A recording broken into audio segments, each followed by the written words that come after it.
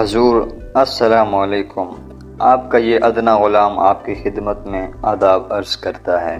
اس نے جھک کر بادشاہ سلامت کو سلام کیا اور بلند آواز میں بولا، ہاں تو برہان الدین میں کہہ رہا تھا۔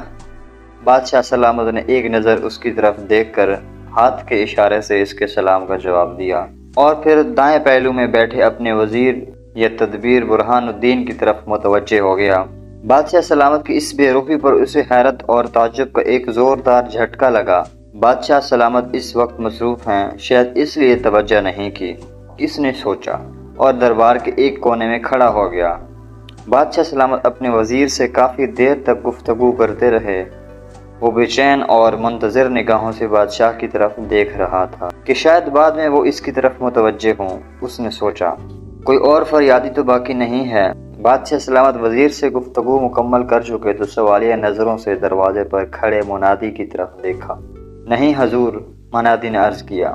ٹھیک ہے، دربار برخاست کیا جاتا ہے۔ بادشاہ سلامت کی باروب آواز دربار میں گونجی۔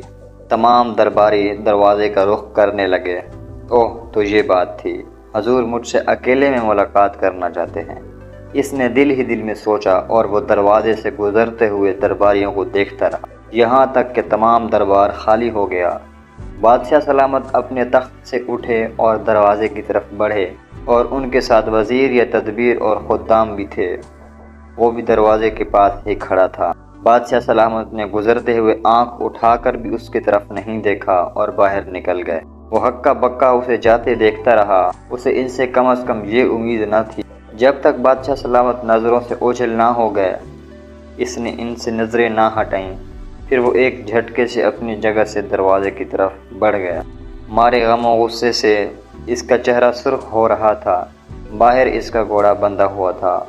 وہ گھوڑے پر سوار ہوا اور اس کو ایڑی لگائی۔ کچھ ہی دیر میں اس کا گھوڑا ہوا سے باتیں کر رہا تھا۔ وہ اپنے ملک یونان کا شاہی طبیب تھا۔ اس کا نام حکیم داؤد تھا۔ وہ بہت ہی قابل اور ذہین آدمی تھا۔ یونان کے بادشاہ سلامت سمیت ہر آدمی اسے بڑی قدر و منزلت کی نگاہ سے دیکھتا تھا۔ تقریباً 1 سال قبل اچانک اس کے پڑوسی ملک کا بادشاہ گھوڑے سے گر پڑا، جس سے اس کی گردن کے مورے سرک گئے اور بادشاہ اپنی گردن ہلانے سے قاصر ہو گیا۔ اس کی گردن اکڑ کر رہ گئی تھی۔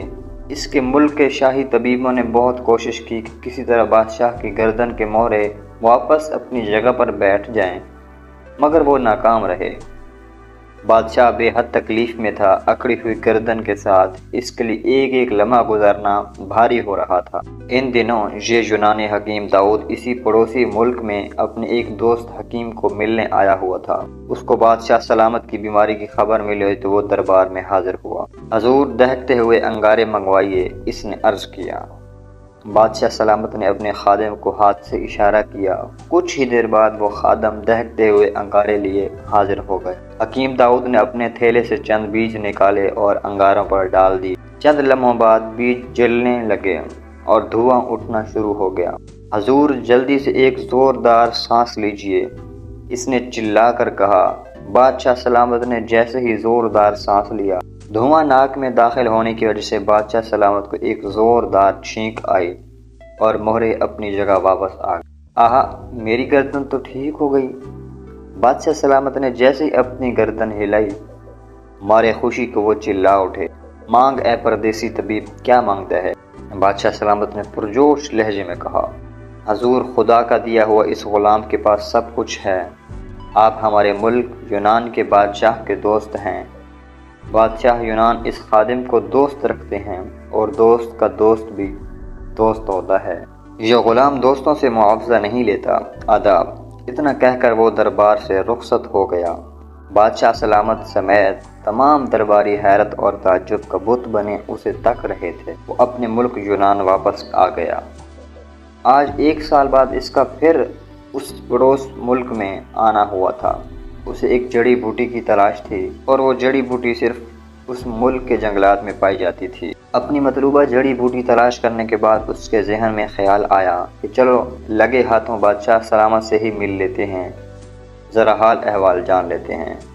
وہ بڑے ہی اشتیاق سے دربار میں حاضر ہوا تھا، لیکن اس مغرور بادشاہ نے اس سے جو بے رخی کا برتاؤ کیا تھا اس سے اس کا دل ٹوٹ گیا۔ اسے بادشاہ سلامت سے کم از کم اس سلوک کی امید نہ تھی۔ بادشاہ نے اس کے احسان کا بدلہ بہت ہی برے طریقے سے دیا تھا۔ اس کے ذہن میں آندھیاں سی چل رہی تھی۔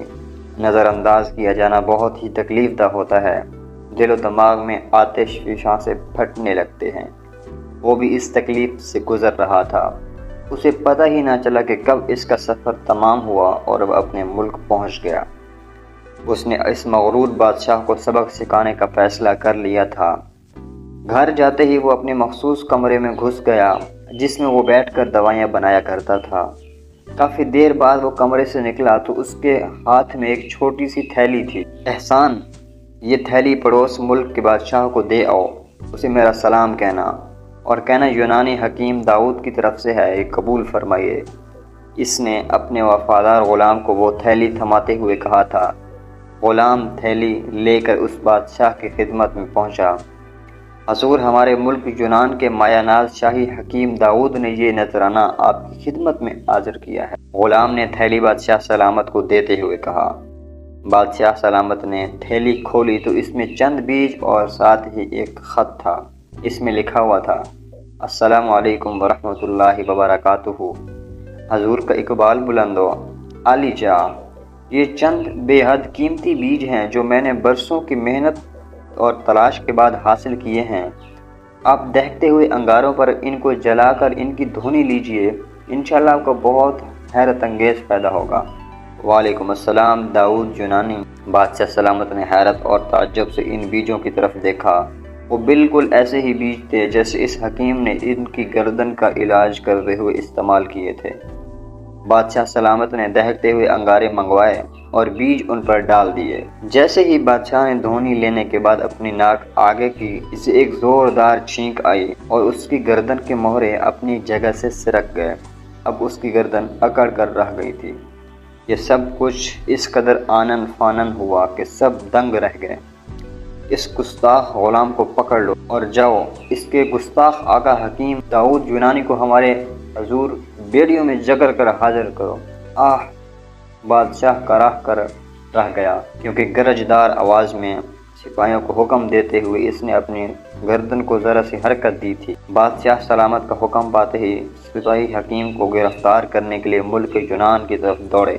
حکیم کے مطب پر الو بول رہے تھے جبکہ حکیم کا دور دور تک پتہ نہیں تھا۔ سپاہی نے ملک یونان کا کونا کونا چھان مارا لیکن حکیم کہیں نہ ملا۔ سپاہی مایوس واپس لوٹ آئے۔ یوں اس مغرور بادشاہ کو اپنی غرور اور تکبر کی سزا مل گئی۔ اب وہ پچھتا رہا تھا، کاش میں تکبر میں آ کر اپنے محسن حکیم داؤد سے بے رخی نہ برتتا اور احسان کا بدلہ احسان سے دیتا۔ کاش